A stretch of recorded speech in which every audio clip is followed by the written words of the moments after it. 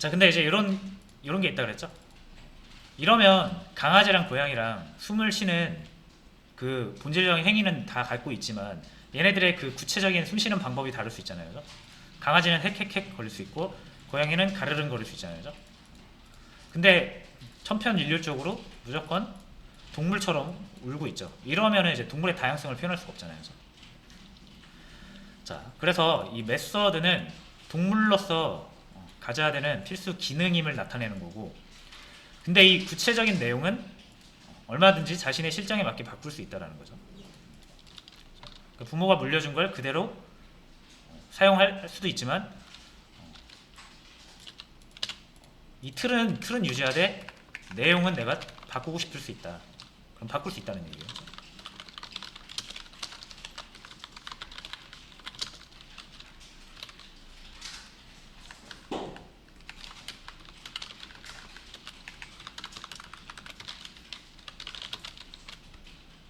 그렇죠? 이때 주의하실 점은 숨쉬다라는 부모가 물려진 메서드명을 그리고 메서드의 형태를 그대로 따라야 됩니다. 그렇죠? 그리고 내용만 바꾸는 거예요. 그렇죠? 그래서 물려받은 메서드를 다시 정의한다. 그래서 메서드 재정의, 영어로는 오버라이딩 이렇게 부른다 그랬죠.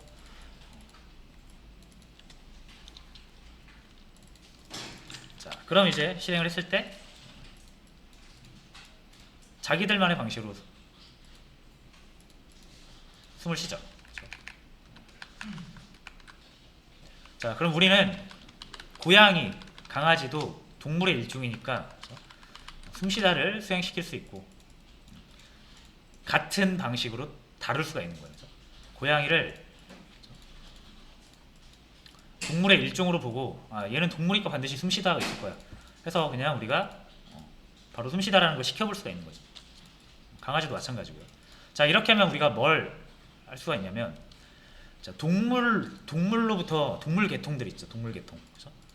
동물 계통은 다 동물로 다루면 우리가 똑같은 방식으로 객체를 다룰 수가 있어요. 그렇죠?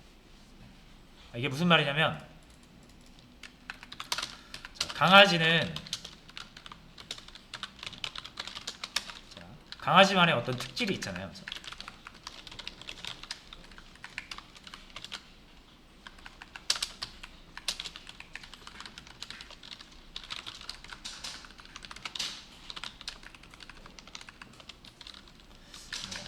야옹이라고 할게요. 그냥.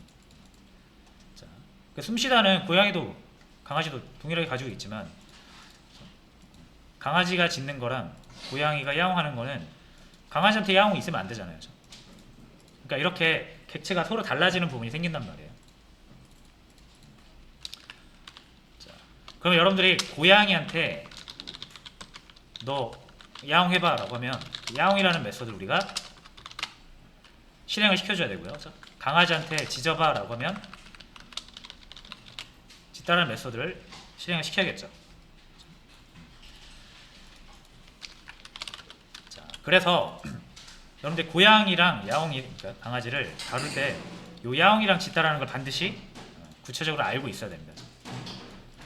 고양이를 울게 할 때는 야옹이라는 메소드를 써야 되는구나. 강아지를 짖게 할 때는 짖다라는 메소드를 써야 되는구나. 그래서 내가 이 객체의 사용법을 하나하나 다 익혀야 돼요. 고양이의 사용법, 강아지의 사용법, 그죠? 뭐 동물을 더 몇 개 더 만들면 동물마다 이렇게 달라지는 부분들이 있을 거 아니에요, 그죠? 자, 어쩔 수가 없죠. 동물이 다 이렇게 특질이 다르니까. 자, 근데 그런 경우도 있어요. 우리가 이런 수많은 동물들을 그냥 개별적으로 다루는 게 아니라 그냥 하나의 동물로서 다루고 싶을 때가 있잖아요, 그죠?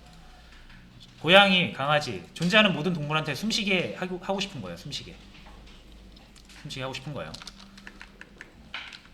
자, 그럼 만약에 여러분들이 이렇게 구체적으로 객체를 딱 언급을 해서 지목을 해야 되면 이게 쉬울까요? 얘네들한테 숨쉬게 하는 게? 얘네들을 컨트롤하는 게 쉬울까요? 일일이 하나씩, 야, 넌 와서 고양이처럼 야옹하고, 야, 넌 일로 와서 여기 짖어봐 이렇게 하면서 하나씩 지목을 해서 일일이 시켜야 되잖아요, 그죠? 자, 근데 보시면은 이런 것도 있어요. 숨쉬다면은 얘네 셋 다 하는 행위가 똑같잖아요. 그죠? 그럼에도 불구하고 여러분들은 정확히 고양이는 고양이라고 언급을 하고 숨쉬라고 해야 되고, 강아지 탁 찝어가지고 지목해서 숨쉬라고 해야 돼요. 그죠? 동물이 종류가 10개면 10마리 다 찾아다니면서 숨쉬라고 해야 돼요. 그죠? 이러면 되게 불편하잖아요. 어차피 숨쉬라는 행위는 다 똑같은 건데. 그죠? 왜냐면 모든 동물로서 가지고 있는 특질이니까. 자, 그래서 우리가 이제 여기서 강아지나 고양이로서 어떤 그 개별적인 객체들의 특징을 다루는 게 아니라 그냥 동물로서의 역할만 다룬다고 치면 이 고양이를, 강아지를, 동물을 다 똑같은 거로 볼 수 있죠. 고양이도 동물로 볼 수 있는 거고 강아지도 동물로 볼 수 있는 거잖아요. 그래서 이거 무슨 말인지 아시겠나요? 자, 그러니까 얘를 동물로 볼 수 있는 거잖아요. 이렇게 동물로 볼 수 있는 거죠. 동물이라 하면 우리가 반드시 뭘 할 수 있어야 돼요? 숨쉬다를 할 수 있어야 되잖아요. 그렇죠? 근데 강아지랑 고양이는 숨쉬기를 못할 리가 없죠. 반드시 하죠. 반드시. 상속을 받아서 무조건 가지고 있을 테니까. 그죠? 자, 그래서 이 고양이를 고양이로 볼 수도 있고 동물로 볼 수도 있는 거예요. 그죠? 대신 고양이가 동물로서 보여지려면, 동물로서 다루어지려면 고양이로서의 개인적인 특질은 포기해야겠죠. 동물로서 역할을 해야겠죠. 그래서 이렇게 고양이를 우리가 동물로 바라보게 되면 더 이상 고양이는 야옹할 수가 없습니다. 그렇죠? 우리가 이제 고양이를 구체적인 고양이로 볼 수도 있지만 그냥 저기 동물 지나간다 할 수도 있는 거잖아요. 그렇죠? 고양이를 보고. 그것도 틀린 말은 아니죠. 자, 이런 식으로 하나의 객체를 다양한 개념을 적용시켜서 그때그때 모습을 우리가 관점을 달리 볼 수가 있는 거죠. 이거를 한 객체가 다양한 형태로 다루어진다라고 해서 자바에서는 좀 어려운 말로 다양성 이렇게 불러요.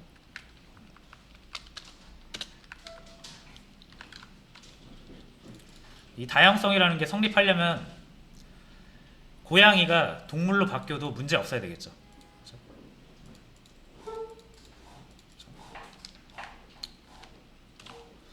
자, 이게 지금 뭐예요? 자료형이 안 맞는 거잖아요. 이거 이게 객체라면 좀 어려워하시는 분들이 있어서 이거 한번 하고 넘어갈게요.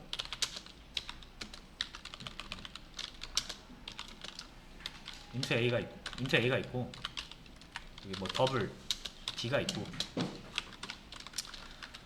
A에다 D 넣으려고 하면 안 들어가잖아요. 안 들어가죠?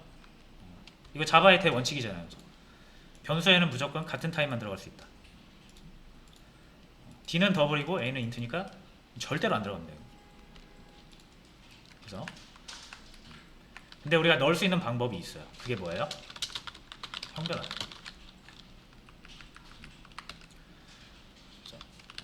그래서 수동 형변환이 있는 거고 자동 형변환이 있어요. 자, 수동 형변환 같은 경우는 우리가 직접 이렇게 형변환을 지시를 하는 거예요. 인트, 그러니까 더블이라는 값이 있는데 D라는 값이 있는데 인트로 바꿔라. 우리가 직접 명시를 했죠. 그죠? 바꾸라고. 그래서 수동이에요.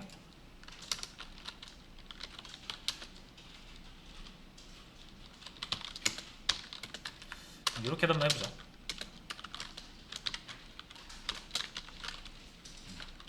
인트 B가 있는데 B를 D2에다 넣는다. 안 돼야 되죠. 인트가 더블에 들어갈 수가 없잖아요. 그죠? 들어간다고 착각하시면 안 돼요. 인트가 더블에 절대 안 들어갑니다. 이거는 D가 인트로 더블로 형변환 됐어요. 원래 이렇게 해야 되는데, 그렇죠? 근데 우리가 이걸 안 해도 요거는 자바가 해줍니다. 그래서 이거를 자동 형변환이라고 해요. 그렇죠? 자바가 자동 형변환 해줄 때가 있고 안 해줄 때가 있잖아요. 그렇죠? 자동 형변환 해줄 때는 언제다?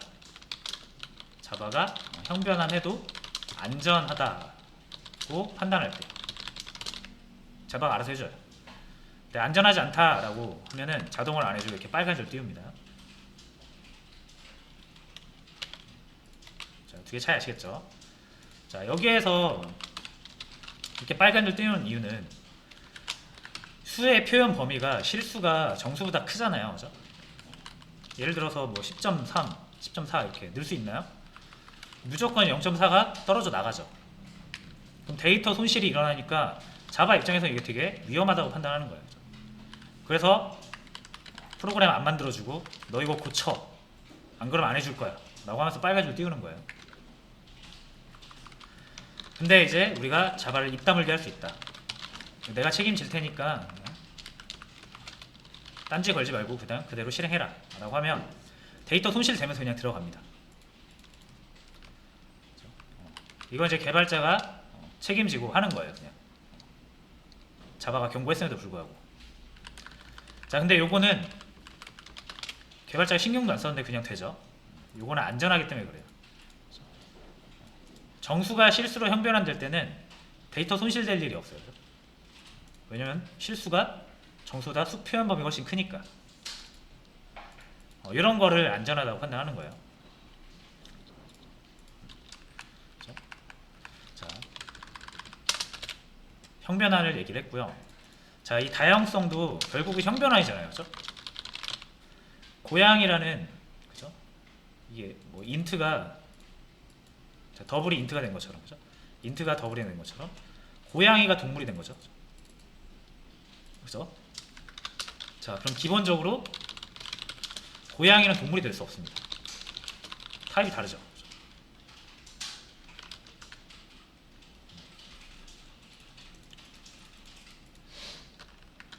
자, 하지만 상속 관계에 있으면 고양이는 동물이 될 수 있죠. 왜? 이게 자신이 가지고 있는 특별한 기능만 살짝 가려놓으면 완전 동물이랑 똑같이 생겼거든요. 숨쉬다 가지고 있잖아요. 그죠? 동물도 숨쉬다 가지고 있잖아요. 그죠? 동물처럼 행동할 수가 있는 거죠. 그죠? 이러면 자바가 봤을 때 안전하다고 판단하는 거예요. 그죠? 이게 오작동 날 일이 없어요. 동물이라는 개념이 할 수 있는 건 숨쉬다밖에 없거든요. 근데 고양이가 숨쉬다가 안 될 리가 없잖아요. 무조건 되죠. 무조건. 강아지도 마찬가지고. 상속관계에서는 부모가 물려준 뭐라고 할까요? 코드를 자식이 반드시 가지고 있기 때문에 자식이 부모처럼 모습을 바꾸는 것이 가능하다. 자식이라면 조금 여기 좀 문맥이 좀 이상하니까 하위 개념이 상위 개념 다뤄질 수 있다. 이 정도로 정리를 해볼 수가 있습니다. 고양이를 동물로서 바라보면 충분히 바라볼 수 있다는 얘기예요. 고양이의 특질만 우리가 제거하고 보면.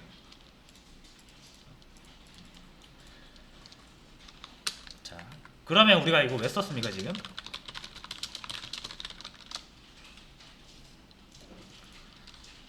서로 다른 세 개의 객체 있죠. 동물, 고양이, 강아지. 그렇죠?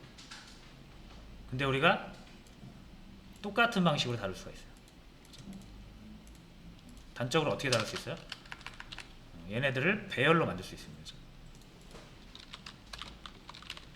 배열로 만들어 볼게요.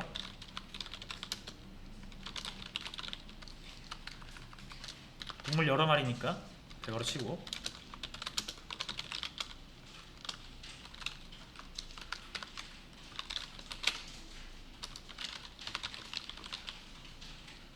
이거 그냥 바로 집어넣겠습니다. 미루 안하고 A 동물, A 고양이, A 강아지. 요거 3개 넣은 거죠. 요거랑 요거랑 자, 그리고 반복만 돌리시면 돼요.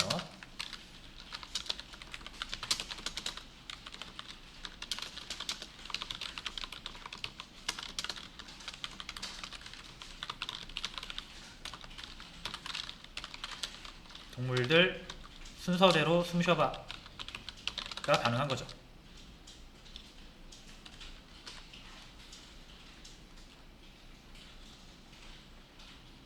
이거 다 지울게요. 이것도 지우고. 자, 이렇게 하면은 각자 알아서 잘 숨쉬죠. 그렇죠?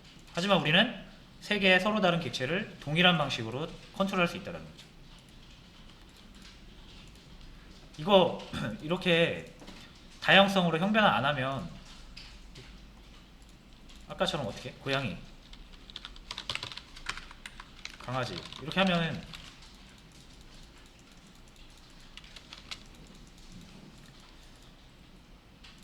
상속 빼볼게요.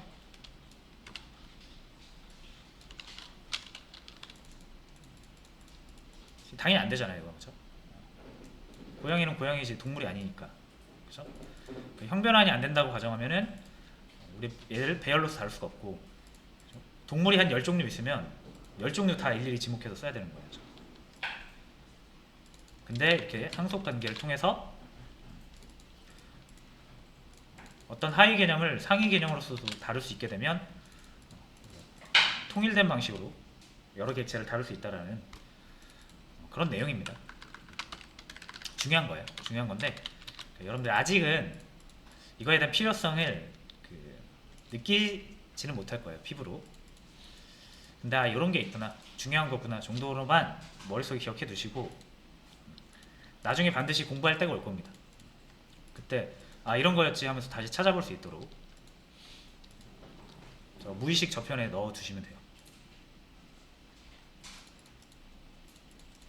그리고 게시판 만들 때 어떻게든 적용을 해볼 겁니다.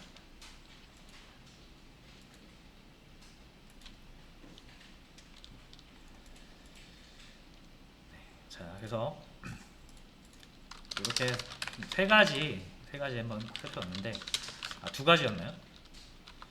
상속 살펴봤고 다양성 살펴봤죠. 여기서 하나 더 있는데, 자, 요거는 바로 나가면 여러분들이 또 과부하가 걸릴 수 있으니까 요거 잠깐 정리할 수 있는 시간 좀 드리도록 하겠습니다.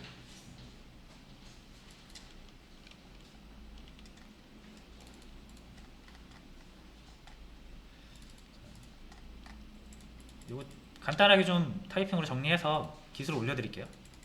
잠깐 정리하고 계세요.